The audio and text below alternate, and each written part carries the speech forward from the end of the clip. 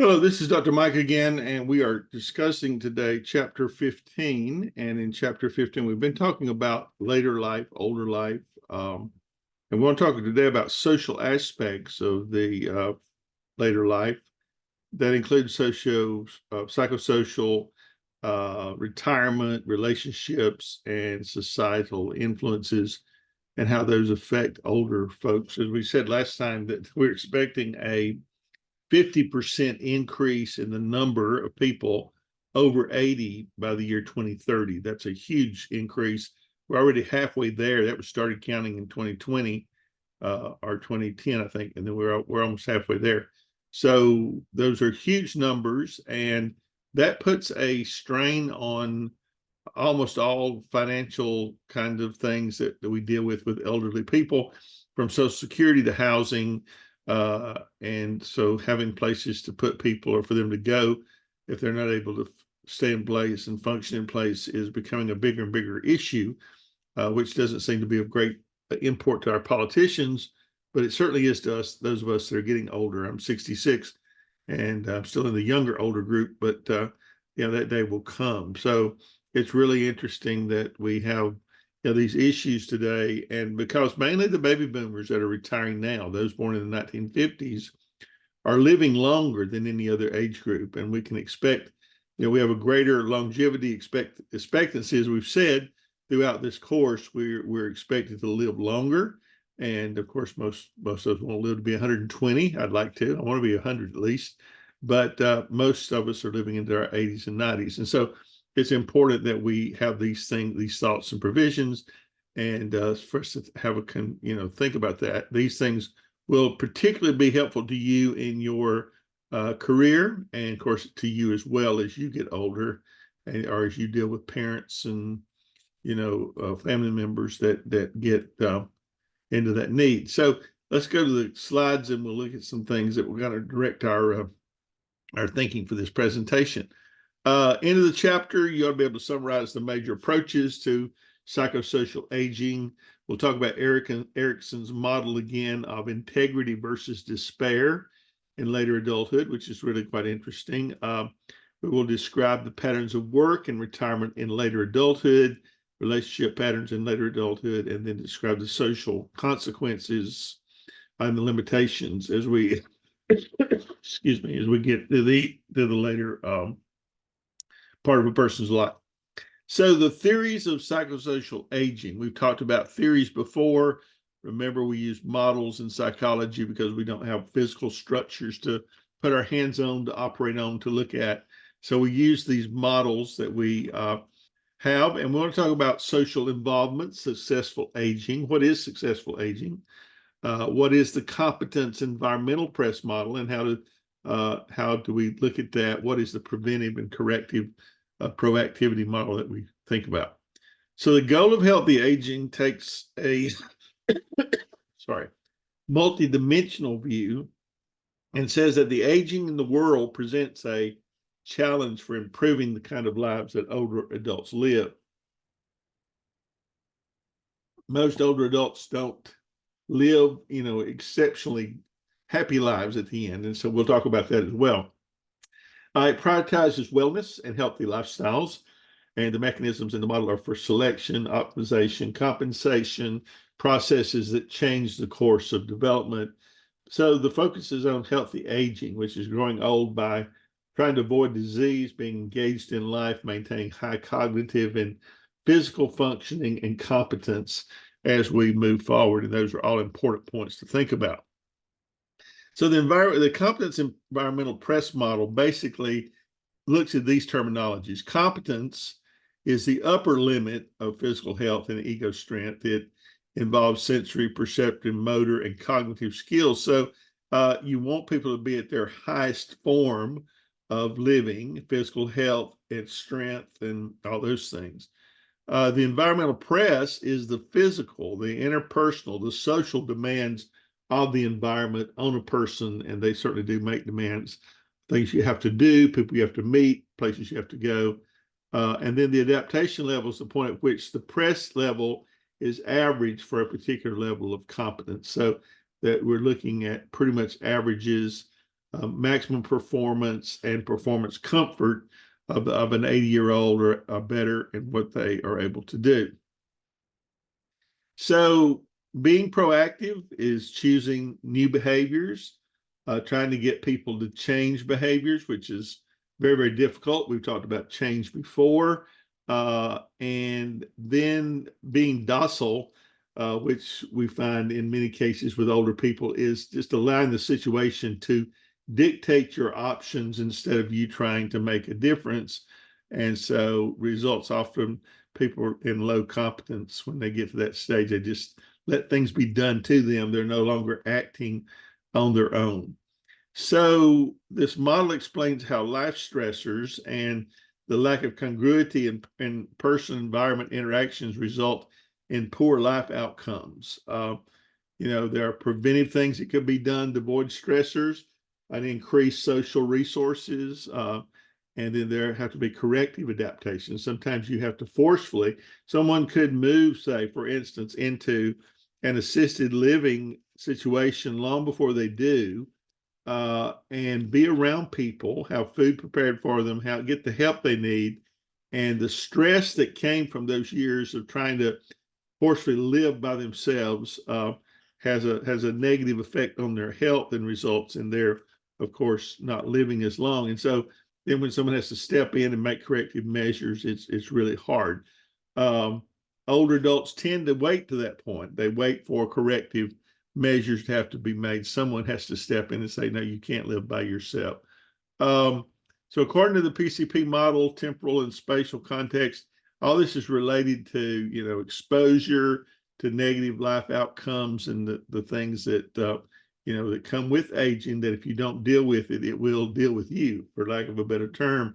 There's just points at which you're not able to function on your own. And so we try to keep these stressors at a minimum, but for most people, some people don't have anybody to worry about. So as you look at these different models, you will see that in this model, Taylor's an older adult who's about to retire from their job, meaning that their financial situation is going to change.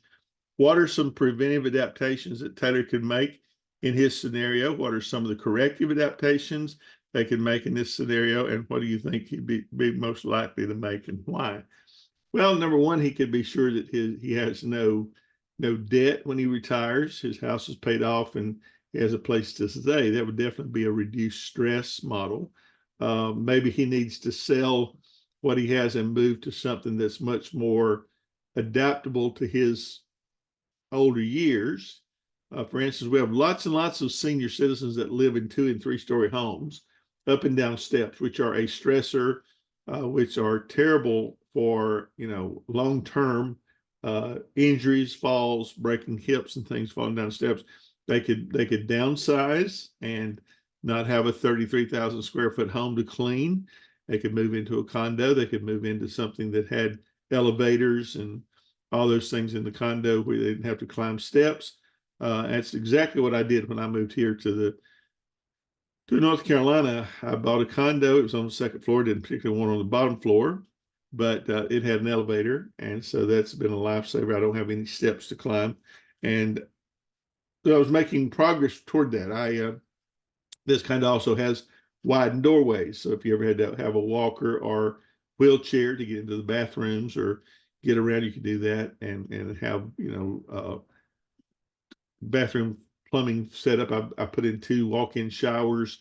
One of them was wide enough to get a wheelchair in. I put in commodes that were extra tall, that kind of thing, helping to get up and down. Just things that you need in the case that as you get older, you can stay longer in place and have a good setup in case I need to have someone come live with me. I have a bedroom on each side of the house, so they have some privacy and that kind of thing. So there's always those kind of things that you think about, that if you want to stay in a place longer, you start making plans earlier about what that's going to be like. And so that's really, really important to do early. Don't wait till the last minute to do that. Or it may be that you're not able to remodel to that effect.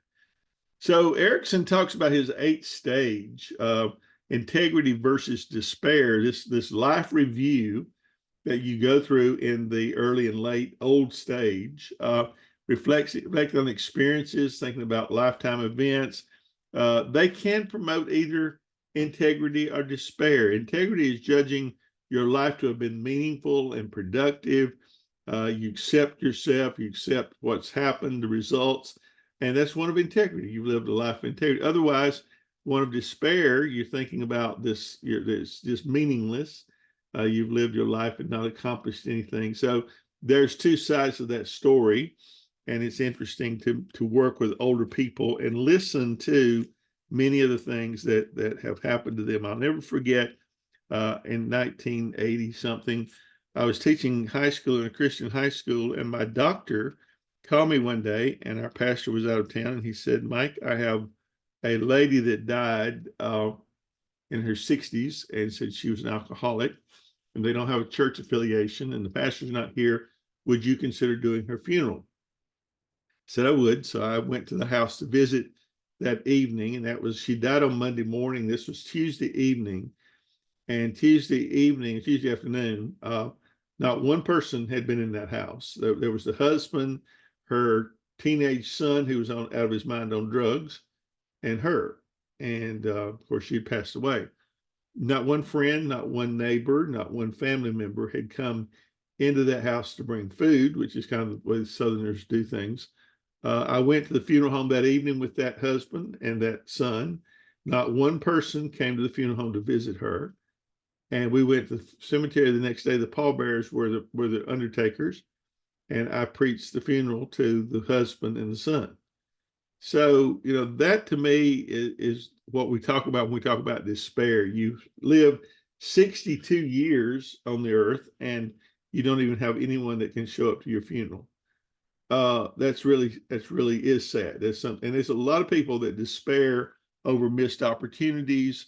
It's just the other thing that bothers me is when I see children and parents having these major disagreements that they're pouting and mad at each other for 20 years, and then a death happens and you can't go back and fix it, and now they're all guilty about it. They should have fixed it 20 years ago, but our stubbornness and things like that get in the way. So you can end up, as Erickson talks about here, either with a life of integrity or one of despair. Well-being and emotion in this senior years. Subjective well-being refers to the positive feelings that can result from life situations. We get that in the late teens. It kind of dips during midlife, and then it increases with age into late adulthood. I think it varies with one's marital status. Single people tend to have lower feelings of well-being, or how hardy someone is, social network quality, chronic illness and stress. All those things kind of affect your sense of well-being and your happiness. Research suggests that older women have less subjective well-being than men. And according to neuroscientists, the link between some of these different areas of the brain and how they operate with this sense of emotion is what causes this in older people. There are sections of your brain that have to do with pleasure and well-being and that kind of emotion. The link to spirituality, that deepens in most people's adult life. It can be thought of as a progression from the false self to the true self, the search for answers to the existential problems you get there about what happens after this life? Is there another life? Am I going to be there?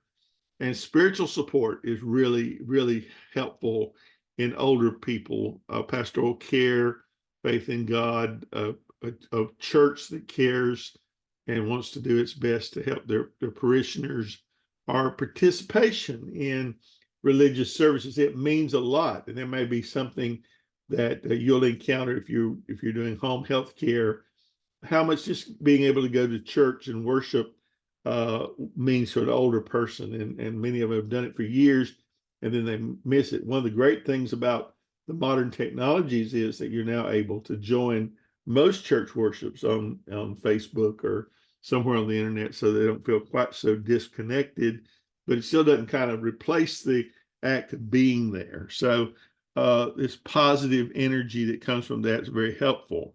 when you're dealing with this. Then, the retirement. What does it mean to retire? That's the other question. And I'm not sure where the history of this came from.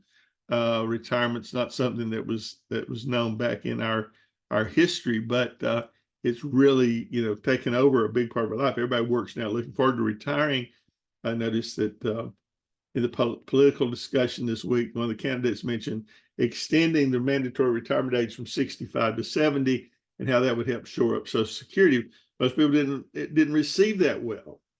But the actual figures are interesting because the average man who lives less than a woman averages about 5 years after his retirement. He quits work, he gets his honey-do list finished, he sits down, his chair kills him. I have an article somewhere called "Your Chair is Killing You," because you sit down and watch TV and don't move and eat snacks and do all the things that are bad for you and end up dying. But the question is, if they had worked on, and at least at a part-time job where they had something to look forward to and something meaningful, would they have lived longer?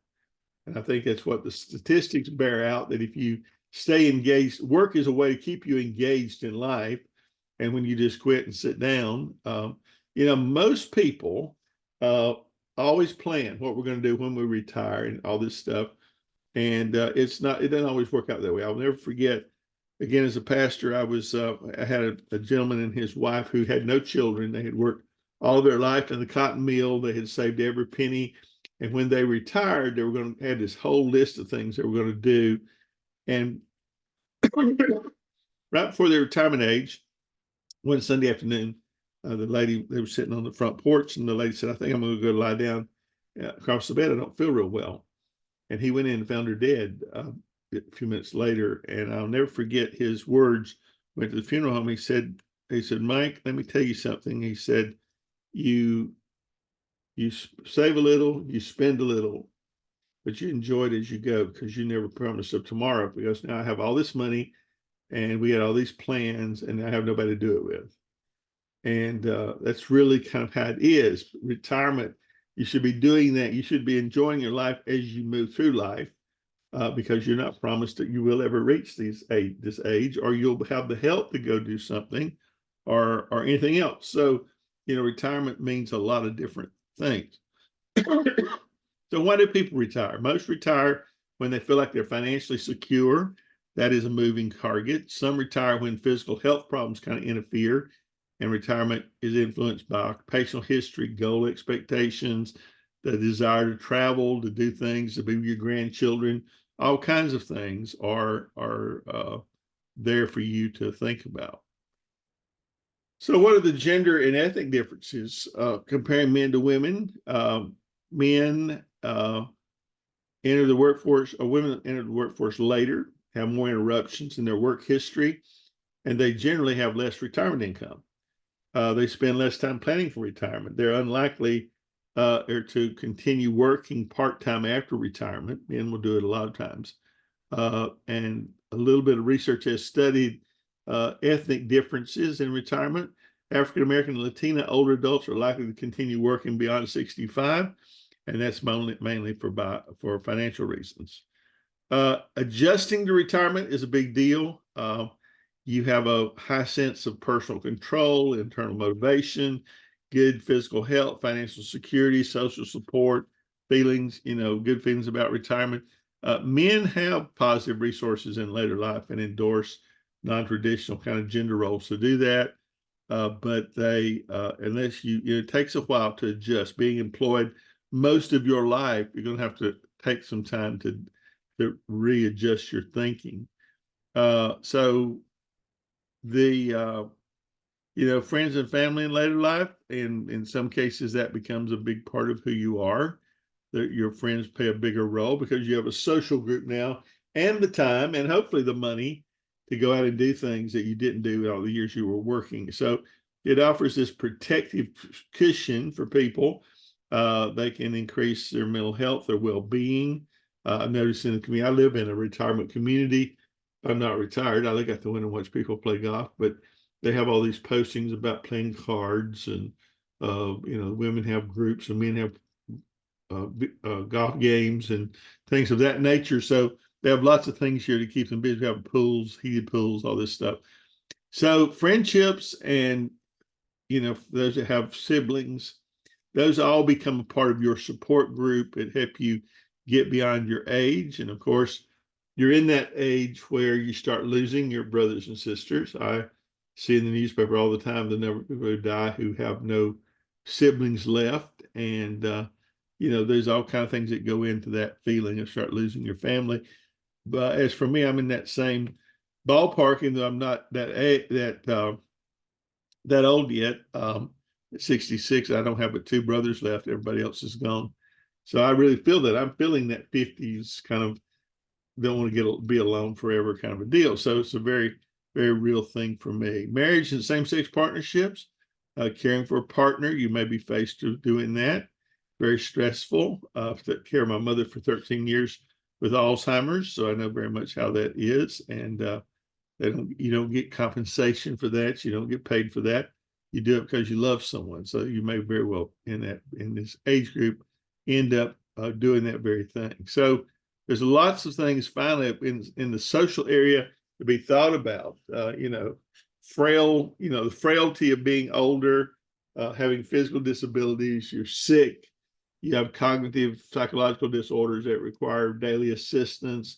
And how do you get those, and how do you circumnavigate getting to doctors and the physical limitations? You don't think about that until sometimes it's too late. And so these limitations on older adults, even though we have laws that try to keep us, situated with limitations, it's very much a struggle as you get older, getting around and, just getting in and out of a bathtub. Most people don't think about that. They live in older houses. Another reason to downsize is to get rid of bathtubs. Everybody says, "Oh, that's such a good idea. You might need to soak in one." You're not going to be doing that at 80 years old because you can't get out of it. My uncle figured that out at 85. His knee was giving him a problem, and his daughter told him, "So why don't you soak it in the bathtub?" So he fills the bathtub and gets in the tub, and then figures out he can't get out. He's there by himself, and he doesn't have people coming to check on him every day. It took him 2.5 hours to get out of the bathtub, and then had to crawl on his hands and knees to the bedroom, to the bed, to be able to pull up and get up. You just don't get up and down as easily as you do before. Kind of like the guy that said when he got old, he said when he bent over to tie his shoes, that he looked around to see what else needed to be done while he was down there. So, I mean, I live with that as well. So those are the kind of things that we face in this lifespan that we have to laugh about, because we have to laugh to keep from crying sometimes. But so I hope that as you read through this stuff, that you don't just chuck it off as just another reading assignment. I think it will help you to understand your patients better when you realize that lifespan does something to you. It changes your abilities, and they're not being just irresponsible, asking you to do something or reach something for them. We just can't get down there to get it. So it's really quite interesting. I hope this chapter will be a good one for you. I hope you'll spend some time reading it, thinking about it, and we'll talk to you next time. Thanks.